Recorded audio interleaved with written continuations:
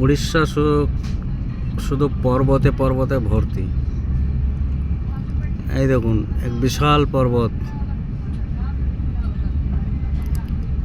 ইতিপূর্বে আমরা বিন্ধ্যাচল পর্বত দেখিয়েছি।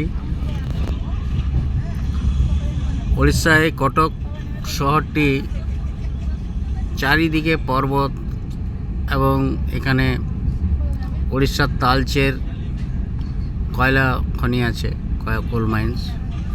উড়িষ্যার বিখ্যাত কোল মাইন্স তালচের। উড়িষ্যায় প্রায় বড় কোল মাইন্স প্রায় 4-5টি আছে, তার মধ্যে তালচের একটি। এই পাহাড়ের আশপাশে প্রচুর জনবসতি গড়ে উঠেছে, কারণ এই পাহাড়গুলি খনিজ সম্পদে ভরা। এই খনিজ সম্পদ যদি ঠিকভাবে উড়িষ্যা সরকার জনকল্যাণে কাজে লাগায়, তাহলে উড়িষ্যার মানুষের আর দুর্ভিক্ষ থাকবে না, অভাব অনটন থাকবে না, এবং উড়িষ্যায় বেকারের সংখ্যা অনেকটা কমে যাবে, থাকবে না। সরকারকে এই সমস্ত খনিজ সম্পদগুলো আহরণ করার জন্য পরিকল্পনা করা অবশ্যই উচিত, কারণ সরকারই একমাত্র পারে পরিকল্পনা করতে। কিভাবে ইন্ডাস্ট্রি গড়বে, কিভাবে শহরগুলোকে সাজাবে, কিভাবে তার এলাকাগুলো সাজাবে, অঞ্চলগুলো সাজাবে, তার গ্রামের মানুষের কিভাবে উন্নতি ঘটাবে, সেটা একমাত্র সরকারই ভাবতে পারে। যে কোনো সরকার, সেটা রাজ্য সরকার হতে পারে, কেন্দ্র সরকার হতে পারে। তো এই উড়িষ্যায় আছে অনেক কিছু, অনেক কিছু খনিজ সম্পদ আছে, প্রচুর খনিজ সম্পদ। কিন্তু সেই খনিজ সম্পদের সঠিক যদি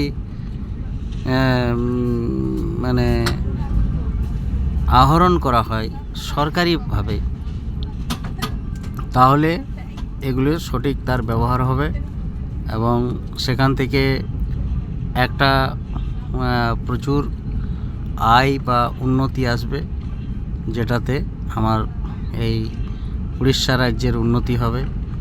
তার সাথে সাথে শুধু উড়িষ্যা রাজ্য না, উড়িষ্যার সাথে সাথে ভারতবর্ষেরও একটা ডেভেলপমেন্ট হবে, কারণ উড়িষ্যা ভারতবর্ষেরই একটা অঙ্গরাজ্য। এখানে প্রচুর ইন্ডাস্ট্রি তৈরি হচ্ছে, কিন্তু সেই ইন্ডাস্ট্রিগুলোতে যদি ঠিক মতো এখানকার বেকাররা চাকরি পায়, বা সাধারণ মানুষ যারা খেটে খাওয়া মানুষ তারা চাকরি পায়, তাহলে তাদেরও জীবনের যে মান সেটা অনেকটা উন্নত হবে।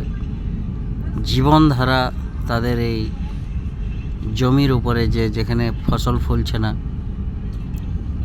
সেখানেই আটকে আছে, তাহলে সেখান থেকেও মানুষ বেরিয়ে আসতে পারবে।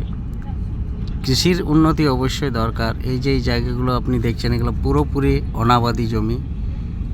এর আগেও আমি দেখিয়েছি অনেক অনাবাদি জমি। এখানেও দেখুন, মানে পর্বত ঘেঁষা জায়গাগুলো সাধারণত এই জল সংরক্ষণ করে বড় বড় যদি ঝিল তৈরি করা যায় এই পর্বতের নিচে, তাহলে এই জমিগুলোতে 12 মাস সেচ করা হবে। সরকারের প্রকল্পের অভাব, এই পরিকল্পনার অভাব, প্রকল্পের অভাব। পরিকল্পনা করলেই প্রকল্প হবে। তো এইগুলোতে যদি 12 মাস চাষ করা হয়, তাহলে এগুলোকে মানে সোনার ফসল ফলবে। তাহলে কৃষিতেও উন্নতি ঘটবে এবং আমাদের শিল্পে উন্নতি ঘটবে। শিল্প এবং কৃষি দুটোরই সামঞ্জস্য যদি থাকে, তাহলে মানুষেরও মানুষ উন্নতির জায়গাতে যাবে। আজ উন্নত দেশগুলো দেখুন, কৃষিতে চরম উন্নত। তাদের যেমন শিল্প আছে, শিল্পে উন্নত, তারা বিভিন্ন ইন্ডাস্ট্রি আছে, তারা বিভিন্ন টেকনোলজিকে ব্যবহার করে মানে তারা উন্নতি লাভ করছে। কিন্তু আমাদের এখানে টেকনোলজির দরকার নেই। আমাদের এখানে যেভাবে জনসংখ্যা আছে, মানুষই মানে এই উন্নতি করতে সক্ষম হবে। আর মানুষ সক্ষম বটেও, মানুষকে শুধু প্রশিক্ষণের দরকার। চাষের উন্নতির জন্য আধুনিক পদ্ধতিতে যে চাষ করার দরকার, সেটা আমাদের কৃষকদের শেখাতে হবে। আর তাহলেই এখানে আধুনিক পদ্ধতিতে চাষবাস হবে। আর এই জায়গাগুলোকে সেচের আওতায় আনতে হবে। প্রত্যেকটা জায়গাকে সেচ ব্যবস্থার আওতায় আনলে, সেচ যদি দেওয়া হয় এবং ইন্ডাস্ট্রিগুলোর যদি উন্নতি করা হয়, তাহলে এই ইন্ডাস্ট্রির পাশাপাশি চাষ, কৃষি এই দুটিতে উন্নতি হলেই দেশের উন্নতি হবে। তা আশা করি আপনাদের এই ভিডিওটা ভালো লাগবে। আমি দেখুন পাহাড়টা ঘেঁষেই যাচ্ছি, পাহাড়ের একদম পাহাড় ঘেঁষে রাস্তা। এই পাহাড়, এটা আলাদা পাহাড়, এটা বিন্ধ্যাচল পর্বত নয়, এটা অন্য একটি পাহাড় যার নামটা অজানা আমার কাছে এই মুহূর্তে।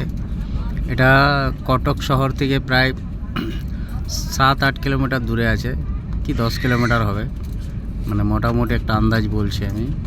হ্যাঁ, এখানে একটা ছোট রেলওয়ে স্টেশন আছে, সে রেল স্টেশনের নাম কিছু দেখতে পেলাম না। যাই হোক, এখানে মানে জনবসতি আছে খুব কম, কিন্তু পাহাড় ঘেঁষে জনবসতি আছে। এখানে মানে বোঝা যাচ্ছে না, প্রচুর গাছপালায় পরিপূর্ণ জায়গাটা। তো আপনাদেরকে আমি উড়িষ্যা দেখুন, মানে পুরো আনপ্রোডাক্টিভ জায়গা এগুলো দেখুন। এখানে মানুষ বাস করছে, হয় দেখুন বাড়ি আছে।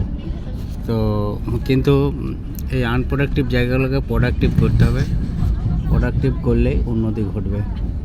তো ভিডিওটা যদি ভালো লাগে লাইক শেয়ার করবেন, আশা করি আপনাদের ভালো লাগবে। ট্রেন স্লো যাচ্ছে, তাই ভিডিওটা করতে সুবিধা হচ্ছে। তো এই পর্যন্তই, ধন্যবাদ।